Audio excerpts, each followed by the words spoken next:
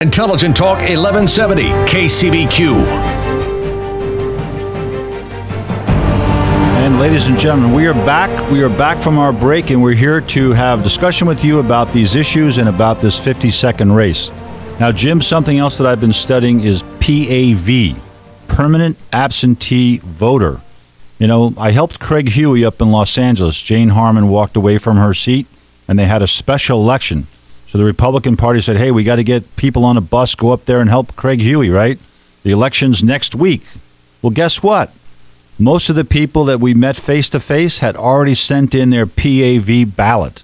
Permanent absentee voter ballots go out in this district on May 7th, and they're due back on May 29th. The primary is going to be June 5th, Tuesday. So guess what, Jim? We have to back up our calendar one more month.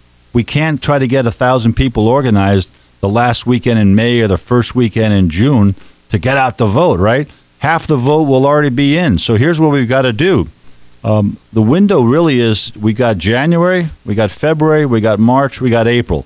Once we get past April, you know, it's kind of starting to get too late to make an impression. So what I want to do is get ourselves structured to do these precinct walks. We've got 20,000 door hangers now, and I've got the voter list. Here's what's interesting, ladies and gentlemen. As a candidate, I can go down and buy a disc with the entire 52nd district on it. So it gave me the disc for 374,000 registered voters in this precinct. I can sort that by street, by precinct, by last name, by party, whether they're PAV or not. They've even got phone numbers, and they've got emails on there. So what Jim and I have talked about is we want to start to get people. Some people said, hey, I don't want to walk. I can't walk. I don't have the time to walk, but I do have time to make phone calls for you. So if you want to get involved with the campaign and want to do phone banking for us, we're going to start doing that in the middle of February. So if you call me up or send me an email and say, John, I can make phone calls in 858, and here's the following exchanges that are local for me. So I would be very happy to do that for you. So just get involved with the campaign. But we've basically got 4 months left before this primary. So a lot of people are thinking, well, maybe I'll help these guys in May or June, right? It's too late, ladies and gentlemen. You have to get involved now. Now, last Monday night, we were down at a Tea Party rally. Yeah, 3 months. So we were down at a Tea Party rally meeting down there at Andre's Restaurant. And it was kind of an interesting group. We had maybe 70 people there, maybe 80. I got a chance to update people on things. A couple of the candidates were there. So it was a pretty interesting group. We're going to have that meeting once a month. So if you want to get involved with that, get in touch with people either involved with iCaucus, the Election Integrity Project, North County Conservatives, or the San Diego Tea Party. So we want to try to get that group to be a very steady and regular group. So the campaign is all about getting petitions now. So this Friday, I am going to be at the Target down on Balboa Avenue from 11 to 3.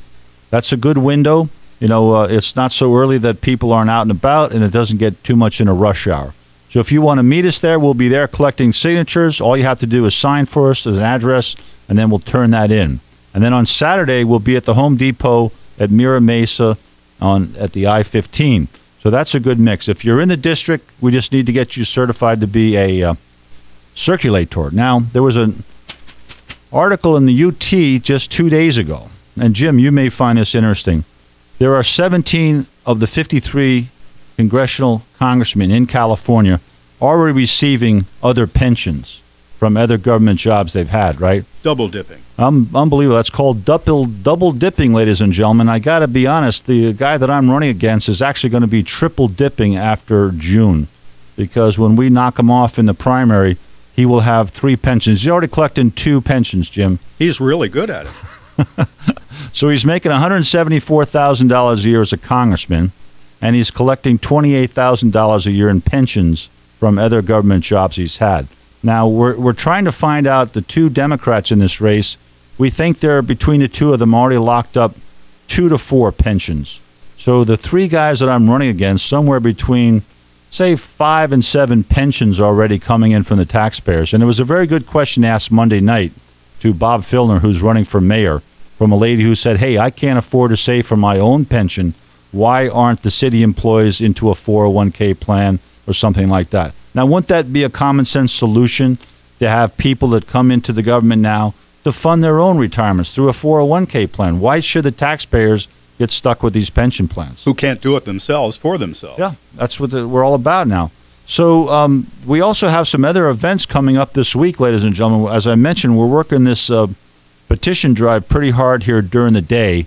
But in the evenings, we're going to have some other events. So Friday night on the 20th, I don't know if you know about this one, Jim. There's a sound public policy group that's meeting at the Sunrise Community Church, 8805 North Magnolia in Santee. So we're going to have some members from my team there with a table, and we're going to try to collect signatures after the meeting. So I've already talked to the organizers. They're very much willing to let the campaign come be recognized at the beginning of the meeting, and then afterwards we'll be able to network and get some signatures. Now on Monday the 23rd, one of our team members is teaching a Constitution class at the La Jolla Presbyterian Church on Draper Avenue. So if you want to learn more about the Constitution, John Latcham will be teaching a class. That's at 645 La Jolla Presbyterian Church on Draper Avenue. And then next Tuesday night, the 24th, I will be at the University Club, downtown San Diego, 6 o'clock, for the State of San Diego presentation. I won't be speaking there, but I will be there in attendance. And if you come up to me, I'm probably the tallest guy in the room, and come up and say hello. I usually have a smile on, and we'll get a chance to talk a little bit. You do stand up very tall. How tall are you, John? I've never asked you. Yeah, I am 6'4", so I was about as tall as you could be to be a Navy pilot. Yeah, it's hard to fit into those cockpits. Well, the ejection seats, they have an anthropometric code size. So from your knee to your butt and from your butt to the top of your head, it has to be in a certain mix. So you could be 6'4" and be out of mix. And they'd say, hey, your legs are too long or your trunk is too long. Now, what's interesting, which just a sideline, the first man that ejected from a jet went through the canopy with his head. They were, in the old days, you were supposed to jettison the canopy, right? Get rid of the canopy and then eject. Yes. Well, the guy couldn't get the canopy loose. So he said, hey, so I'm going to go up through the canopy. So they put breaker points on the top so that now that the seat breaks the plexiglass first. But the first man that went through, I think he had quite a headache by the time he got done. Now, as I mentioned, on the 31st, this is going to be exciting. If you want to be at the very first 858 Tea Party, that will be on January 31st, Tuesday, at Chevy's at Via de la Valle, 6:30. So that should be quite interesting. I'll get a chance to speak there. A friend of mine, Graham Ledger, is organizing that group. So it'll be interesting to see whether we can get 30 people or 200. I don't know yet. I'm promoting it on the show, and we're going to do what we can to get more and more people out there and about. So what do we got here? Well, I'm looking at weather. Saturday is going to be rainy. Rainy? So, yes. Sunday will be nice. And the rest of the week looks pretty good. Now, rainy but as Saturday. in what? Well, they call for showers, so Okay. who knows what that means. I can live with showers, you know. Okay. I used to build docks on Long Island before I went into the Navy. And the first guy that ran for the truck when it started to sprinkle, they would call sugar for about a month.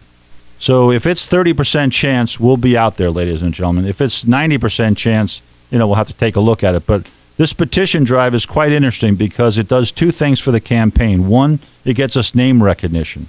I met a lot of people yesterday that said, I used to vote for Brian Bilbray. I'm not happy with him, and I'm glad that you're going to offer us an alternative. So when I say to him, please tell 10 to 100 of your friends about the campaign, most of them said, I'll do that.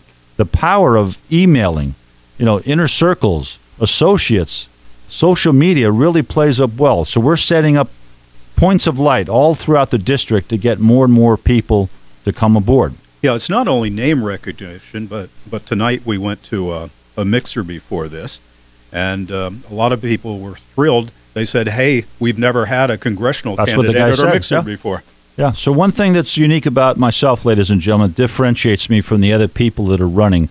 I do not take political action committee donations. Now, if you've been following anything that's going on with the government lately, there's been a lot of talk about, you know, inside baseball, go along to get along, revolving door. Now, if I'm taking large sums of money, let's say from the pharmaceutical industry or the financial industry, right, Jim? Do you not think that why are they giving you that money? They want their legislation passed. They're your buddies. You don't even know your constituents in many cases. So why do I need this? It was funny because I was standing in front of the Coronado today at Albertsons, right? And people would say, I've never met anyone running for Congress before or a congressman. This is a real thrill. And they were happy to sign for us. I looked at the kids they put in the basket, right? And I said, ma'am, the reason I'm running for Congress is to save the American dream for your daughter. And they said, absolutely, we're going to tell friends about it. A lot of people that served in our country. I met a couple of guys who were naval aviators during World War II. They said, hey, I'm glad to see someone run. Back years ago, 82% of congressmen were veterans. Today it's down to 20%. So there's too many lawyers there. There's not enough people with private sector experience. There's not enough people that serve their country. If you're going to put young kids in a harm way, I want to make sure that you've been there to know that, hey, this is not just a game here. These are just not numbers. These are real people. So we want to make sure we do that. So we talked about PAV. We talked about the fact that we are seriously into the petition phase. So we've got until February 23rd to get about 2,500 more signatures. We can get probably 500 two different times when we do our bigger drives on the 28th and the 11th. And then I'm going out at different events. People have joined me. I'd like to thank Vince Ruggiero, who joined me yesterday at the Home Depot up on Carmel Mountain Road.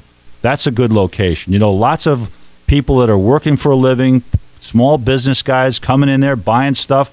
They say, hey, I want to sign for you. I want someone in Congress who's going to look out for my interests. And everyone, when I told them I want to set up a small business council in the district, I want to hold a town hall meeting every month so we can discuss topics, they're all for it. They say it's a breath of fresh air. I want to get behind you. I've even had people come and want to join the campaign. Now, Jim is my videographer. He's the official videographer for the campaign now. You've accepted that position, right? I guess I have, yes. Okay, good. So I can give you any title you want. So you just let me know which one worked. So we did a video called The Case for Stahl over Bilbray. And I sent it out. My email list now is approaching 2,000 people. I sent it out, did not get but one person who wrote back and said, please take me off your list, right? So we've got like a 99-point-something% acceptance rate for this video, and the number of views went up dramatically here in the last bit. So I'm going to keep talking about that video. If you want to get an idea, let's say you said, hey, I voted for Brian Bilbray several times already, and you may have done that, and I'm sure that you did. He certainly is probably better than Francine Busby. But, ladies and gentlemen, he is not a conservative. So if you think this federal spending is out of control, if you think you need some private sector people in there with good ideas on how to grow this economy, bring jobs back into the country, this is the show. Now, I have another show on KCEO Radio every Monday, 1 to 2 p.m. Just last Monday, we had Michelle Nash Hoff on the show, who's a local business lady, and she wrote a book, How to Restore the American Manufacturing Base, How We Could and Why We Should. So that book is available on Amazon.com, and she's got her own website. So she was very happy to come on the show and discuss the topics. She and I agree 100%. So there's no question there. You cannot have a vibrant economy if you don't have what I call a stepladder economy. Low-end jobs, foreman jobs, plant manager, supervisor jobs, plant manager, business owner, whatever it is. And you can just gravitate up there. But if you break that and all you have is people that are working at minimum wage and not happy with what they've got, and rocket scientists at Raytheon, where I work, it's not going to work. So we've got to have a vibrant stepladder economy, and that's what I want to do. And most companies themselves within a company are a stepladder too. Yeah, and it's great. That's what we want to do. So if you want to call into the show, 888-341-1170. We're going to take calls after our second break, which will come up in a couple of minutes. And then Jim is trying to start a restaurant here in La Jolla. So I want to give him a chance to talk about that when we come back from the break. We'll tell you about some other events we have coming up. This is a great country. This 52nd District is a very exciting race for me. I spent 6 years in the Navy as a naval aviator. I have a BS in mathematics, an MBA in finance. I went to work when I got 2 minutes. Texas Instruments. Jim, you've heard of Texas Instruments, right? I used to have a Texas Instruments calculator. Yeah, that was early one of the divisions in the old days. They made LED watches, they made calculators, They had a defense department, and I worked for the semiconductor group.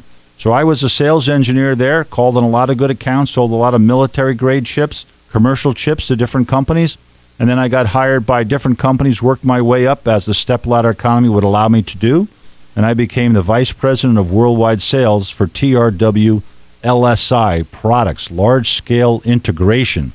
So in the semiconductor world, they have SSI, small scale, MSI, medium scale, LSI. That was the biggest chips, right? But you could put a lot of functionality on those chips. So these chips sold, some of them for, up to $500-800 a piece. If you wanted a military grade that was checked for, vibration and hermeticity and that sort of thing, packaged in ceramic, they got much more expensive. So I did that for 30 years, ladies and gentlemen. I understand how to make budgets. I know how to understand lead people. Now, we're going to take our break. We'll be back after the break. Well, if you want to call into the show, 888-344-1170. I want to thank once again all the people in Coronado that I met today and the people yesterday in Mira Mesa and Carmel Ranch. We are going to work this hard. I love this country. I'm not giving up on this country. We're going to fix these problems. Common sense, the Constitution, and Judeo-Christian principles drive my decision-making. We're going to have town halls. You're going to like me as a congressman. Get behind me, help me, and we'll be back after the break. In addition to his guest appearances on The Rick Amato Show on KCBQ, you can hear John Stahl every Monday afternoon from 1 o'clock to 2 o'clock on KCEO AM 1000 and online at kceoradio.com. Check back here for additional archived programs at www.stahlforcongress.com, where you can watch John Stahl on the radio.